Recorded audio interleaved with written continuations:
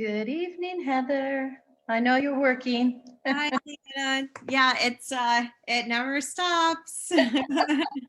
How are you? Very well, thank you. Is your year off to a good start? Sure, sure. Beats Great. the alternative, I guess, huh? Yeah, I'm uh very much engaged in, so I don't know. Wilbur, you're in charge. Should we get started? Well, let's get started. I think Kwan are you officially still in charge? No, yeah. Well, I think we're both in charge. He's For got where we, another year.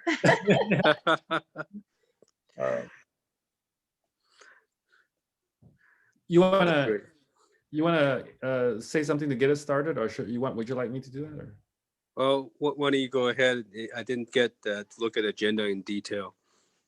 Okay, yeah. So yeah, thank you for joining us this evening. Liana, you started recording. Excellent. So yeah, it's an honor and privilege to introduce you, Heather Ross, who is a nurse practitioner, doctorate professor at the Arizona State University, and she is also our legislative person for the Arizona American College of Cardiology. She'll be talking to us today about exactly how we can begin to engage the legislative bodies at the state level, especially here in Arizona. And this is a pretty timely thing given the recent events of the last few days. I think it's always a big question as to how politically active a body like the American College of Cardiology should be. I think 2020 has really drove home the message that we need to be at the table, right? We have to represent ourselves appropriately to be able to achieve, whatever it is that's in the best interest of our members, and throughout the entire spectrum, from physicians to our allied health professionals, etc. So I think without further ado, let's hear from Heather. Great. Thank you very much, Kwan. Thank you to those who are joining us real time this evening, and to those who are viewing this after the fact in the Zoom recording. So, and thank you to Leanna for getting us all set up. So yes, I'm Dr. Heather Ross. One of the things that I learned from one of my favorite professors in my second doctoral program was this sort of introduction, like, why should I be here talking to you about this topic? And so I'm going to tell you, my first doctorate is in nursing. I'm an adult nurse practitioner. I have been engaged with legislative advocacy at the state level and at the federal level for close to 15 years now, for most of my career. And I'll tell you a quick story. One of the first times that I went to the state legislature with the Arizona Nurses Association, I was advocating for a bill, and it had to do with scope of practice for advanced practice nurses and a particular procedure. And I said to the legislator, this procedure is within the scope of practice for nurse practitioners. And I will never forget, she said to me, "You don't tell me what your scope of practice is. I tell you what your scope of practice is." And that made it very, very clear to me how incredibly important it is for us as healthcare providers to have a voice and to be engaged with our state legislators as well as our federal legislators. But today we're going to talk about state. The other thing that brings me to you is my PhD is in science and technology policy, and I'm a professor of health policy and technology policy at Arizona State University. So I very much live and breathe the world of policy. And we wanted to take just a short time to be able to share with our constituency here, the Arizona chapter of the American College of Cardiology, how you, each of you individually, can have a voice and how we collectively can have a voice at the legislature. So I'm going to share my screen. I have a few, this is going to kind of be a how-to session. So let me just find the correct, okay, there we go. You should be seeing some slides here. And the plan is that I am gonna kind of blow through these slides, and then we'll have time for questions and answers. So, how to give cardiology a voice in the Arizona legislature. And this is, we're talking about the 54th legislature in the state of Arizona. We have a 2-year legislature or 2-year sessions in the state of Arizona. And we're going to be in the first section of the first session of the 54th legislature here, starting on Monday, actually, is when the new legislature begins. So let's see, how can I advance the slide? There we go. Okay, first, the basics here in Arizona. And the reason that I say that I'm going through this is because every state is a little bit different. If you've had experience doing legislative advocacy in another state, you may have had a slightly different experience. Here in Arizona, our legislature has 2 chambers, the House and the Senate. There are 60 members in the House. There are 30 legislative districts in Arizona. So each legislative district has 2 representatives in the House and 1 senator in the Senate. So we have these 2 separate bodies. Our legislature convenes every January, and bills are introduced mainly in January when they are assigned to committees. Now, our legislature is not a year-round legislature. It usually wraps up by May, sometimes goes into June. So it's really, it's like a spring season when you think about what is our legislative season, when is the legislature in session. With that said, the work of legislative advocacy is very much a year-round ballgame. Because it's during the summertime and the fall when bills get written and when we bring a lot to the table in terms of what we want to see coming forward in the legislature or in the legislative session. So bills are introduced mainly in January when they're assigned to 1 or more committees. So there's a basically 4-step process in the Arizona legislature. Step 1, after a bill is assigned to committee, it's heard in committee, maybe, depending on if the committee chair schedules the bill for a hearing. And if it's scheduled, then it's voted on in committee. Now, this is the key step for us because this is the opportunity to use RTS, or request to speak, which we're going to talk about in a few moments. Once a bill is heard in its 1 or more committees that it's assigned to and voted on, if it gets a do pass recommendation, which basically it's voted out of committee and all of the committees, then it's heard in the COW, in the committee of the whole. And it's a full chamber hearing of that entire chamber and a vote. If it gets through the COW, then there's what's called a third read and vote. And that's basically the final vote where a bill would either pass or not pass in the chamber. So if it gets to that third read and vote, then it's sort of a lather, rinse, repeat in the other chamber and goes through. So if by mid-March, all of the bills have to be heard for the first time, usually mid-March, right around the Ides of March usually, is when they have switch week, that all of the bills have to be heard in the House or in the chamber that they were introduced in, and then they flip to the other chamber. And if a bill makes it through that whole process for both chambers, it goes out to the governor to be signed into law or to not be signed, to be vetoed. So that's the basic process.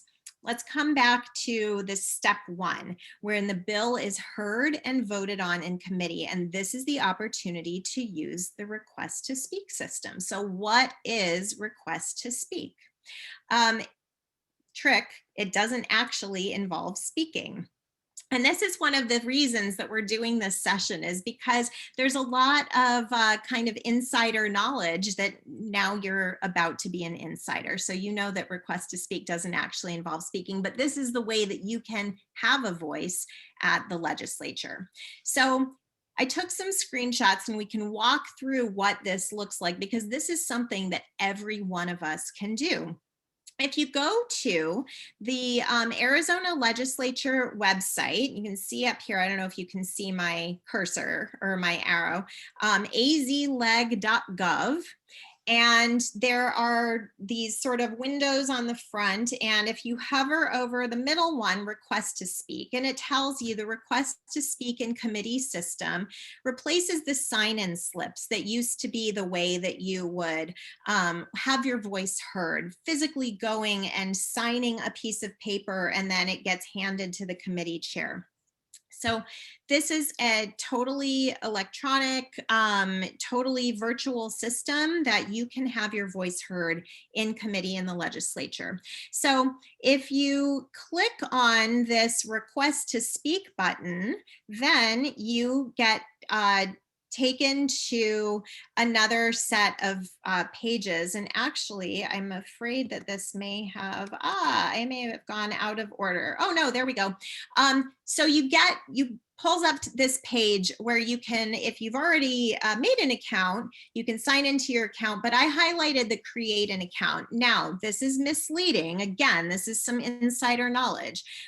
You can create an account online. However, if you create an account online, that only allows you to track bills. You have to create an account at the legislature, or there is a location if you live in, if you're in Southern Arizona in Tucson, where you have to physically go to a terminal at the legislature in the Senate building and physically put in your email address and name in order to fully register in the request to speak system. And we're going to talk about how we can facilitate that in a few moments. But once you've signed in to your account, it then brings you to this page. And you have two choices. You can either go to bill status inquiry or this request to speak big button on the left. So when you select that, it pulls up your requests that you have entered. So there's an option then, if you look on this left-hand menu, to go to new request, where you can create a new request to speak on a bill that's in committee. And when you do that, it also registers your bill positions, and that's separate. Nobody else sees that, but you can have it for your reference if you're a real, policy wonk at the legislature and you're really dialed into this. So how would you know how to create a new request? Well, you need to know what the bill number is. And how do you know what the bill number is? Well, you go to either somebody like me would tell you what the bill number is, or you can go to upcoming agendas. So if you click on this menu, it brings you to a page like this. I did this yesterday. Now, I mentioned to you that the legislature opens on Monday. So there's not a lot going on yet. However, when I went down to the House Education Committee and clicked there, I did have a committee agenda for the House Education Committee hearing that is going to be on January 12th. And these are the bills that have already been dropped and are going to be heard on that day. So you can get the bill numbers. So all of the bills that originate in the House will start with HB, and then all of the bills that will originate in the Senate will start with SB. So if you click on one of those bills, then it comes up with this page basically. So this is the short title, Schools, Audits, Financial Records, and Budgets. It's a really poetic title, and this is, speaks to a lot of the process at the legislature.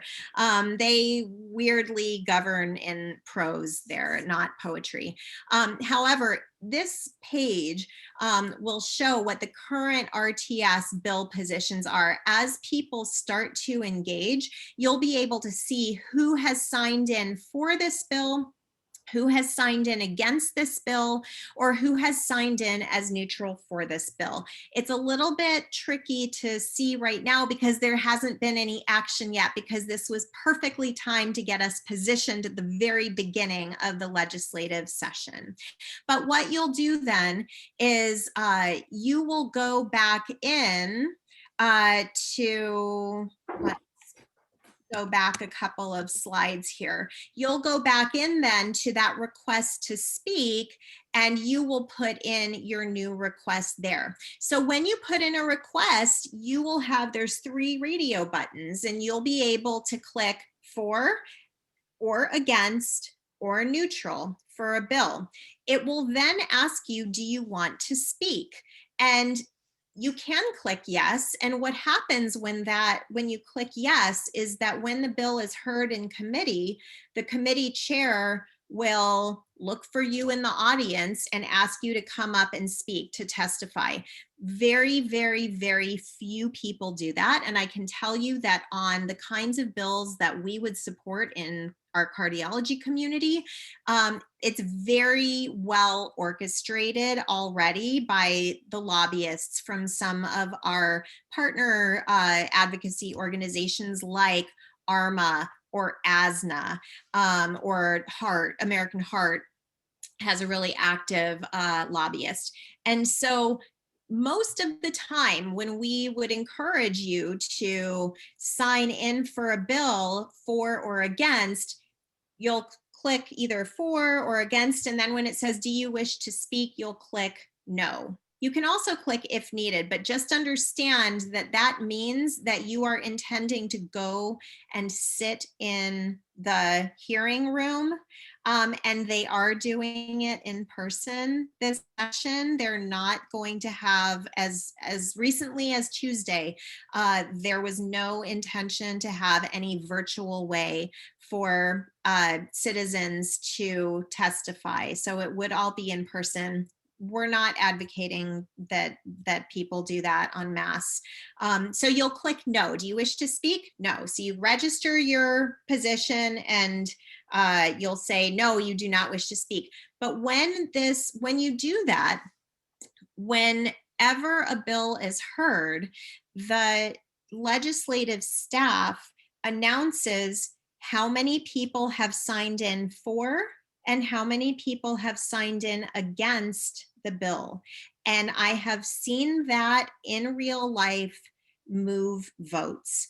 And I've seen it either get a bill passed through committee or get a bill not passed through committee. And it definitely changes minds of legislators in the room on the day. Now, I don't want to suggest that this is the be all end all of advocacy.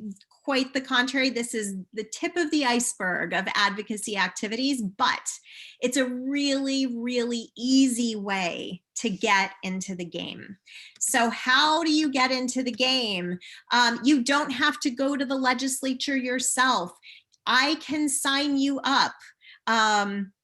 Here's how that works. You have to simply email me and my email address is there at the bottom, heathermrossdnp@gmail.com. Email me your name and your email address. And I hope you know what legislative district you're in.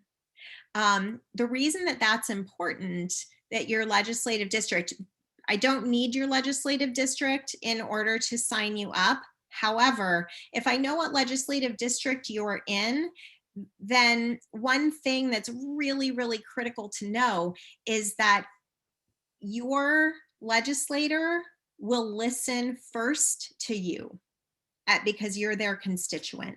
So if there are bills that are being introduced that are great or maybe not so great, and you are a constituent of the legislator who is the sponsor of the bill, or if you're a constituent of a committee member in either the Senate or House Health and Human Services Committee, that's a really powerful position for you to be in, because you're going to have their ear. Our legislators, no matter what you may think about their politics, to a person, my experience, and I've met with a bunch of them over the years, they all listen to their constituents.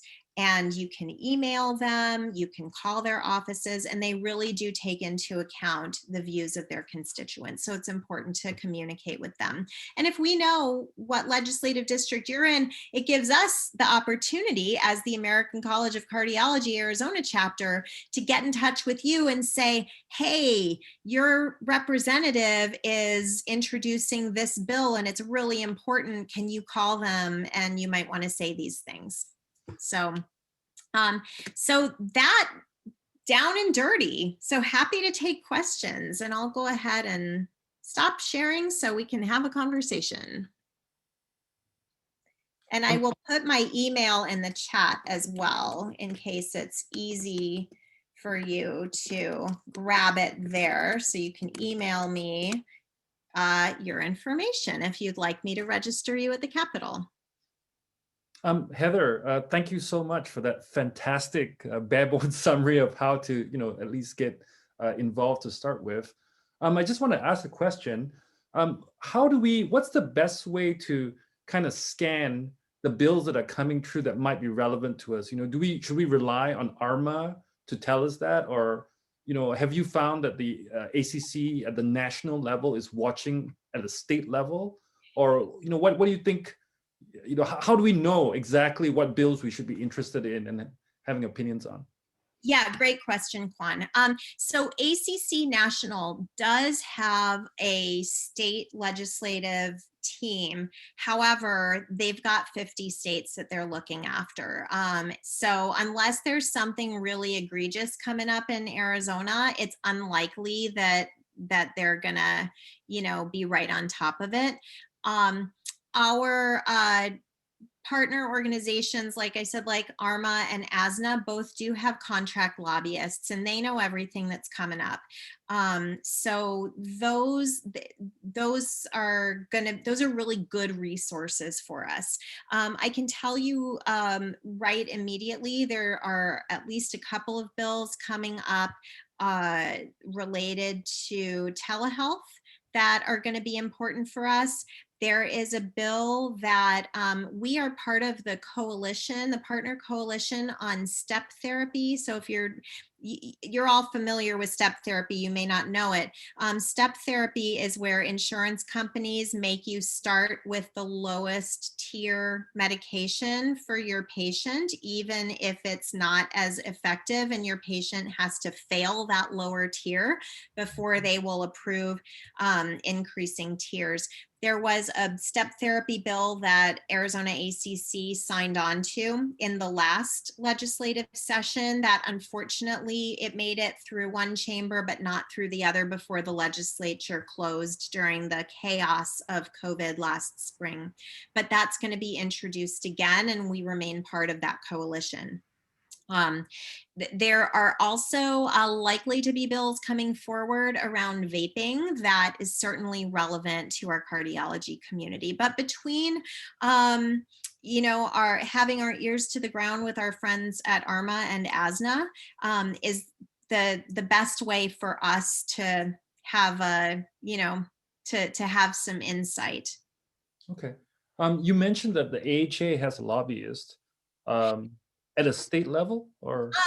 So Heart's lobbyists, they do have some activity. They do have a government affairs liaison at the state level. So yes, Arizona Heart does too. I happen to have a meeting with her about something else Tuesday. Yeah, it's interesting. We don't have a representative or, at the state level for ACC. And it's interesting that AHA has one. So, they do. They do.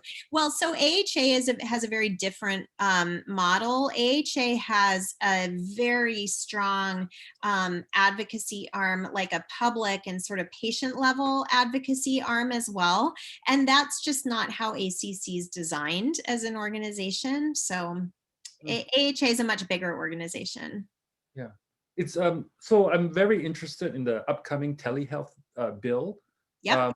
Maybe we should make sure to organize some sort of summary and a Yes. recommended position for our ACC members. And I'd love to issue a challenge to everyone who's currently on this call to send your email to Heather and register to what was the term again? It was Request to speak. speak, Yeah, or yeah. we call it in the biz, we call it RTS. So Yeah. you can. And just to clarify, if we say no to the part where they say, would you like to speak? And we say no, do we still physically have to be present at that day? Oh, so that's the thing. You give your thumbs up or thumbs down. And then if you say no, you don't want to speak, your opinion is still registered, but they will not call out your name at the hearing. Okay, and now, sorry, go ahead. No, and when we register ourselves at the Capitol, is there a descriptive term of who we are? Because just a faceless member of a constituent constituent member is not quite the same as, say, the chief of cardiology at X practice. Yeah, great question. So if you are a lobbyist, which we are not, you can, so lobbyists sign in with the organization that they are representing as a registered lobbyist. We're not doing that. However, there's a place where you can put your comments in. And that is where you would want to say, I'm the chief of cardiology at XYZ hospital. I am a cath lab nurse at such and such hospital. And you can even make a short statement about why you are supporting this bill or why you are opposing this bill. Great. Do people actually read them, or? Oh, yeah. Is it Twitter length, or can you write like a page? Yeah, it's Twitter length, and it's like single Twitter, not like full rant length. Yeah. All right. But yeah, absolutely, they read them. And I will tell you that legislators, particularly on contentious bills, like they look at them. They get sent to the legislators on the committees every day. So, but in advance of the committee hearings, and they will, like I said, they will say out loud, 1,000 people signed in for this bill and only 4 people signed in against it. Oh, wow. Okay. So, yeah. So it sounds like the most effective way to just cut things off or start the promotion of something is at this level, the very early January phase, when you're first opening up, before it gets to the committee of the whole. Once it gets to the cow, can you, that's a funny way to say it. Once it gets to the cow, do we have other opportunities to influence something that, at every step, if we object, obviously if you are supporting something, it's easy at every step to watch it go past. But if you are trying to oppose something and you fail at one level, how do you then move to the second level and third level too? So yeah, there's a couple of things. One, you can always call or email your legislator, always. And you always want to be, of course, respectful, but you would always want to say, I'm your constituent and I am a nurse, a physician, XYZ. So you can always do that, no matter if it's a cow vote coming up or a third read vote coming up.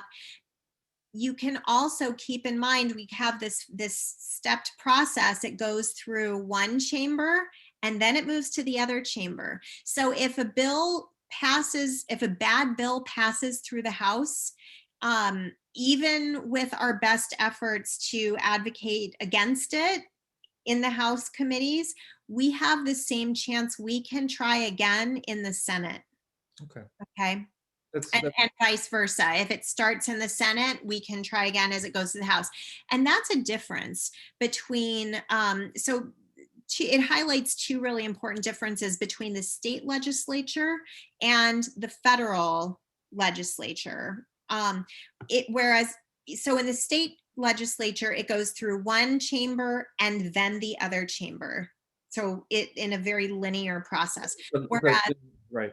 yeah, and so federally, you can have companion bills running through the House and Senate at the same time in parallel. Yeah. You also, as a constituent or as a citizen, there's not a way to register your direct opinion directly with a committee in a federal legislature.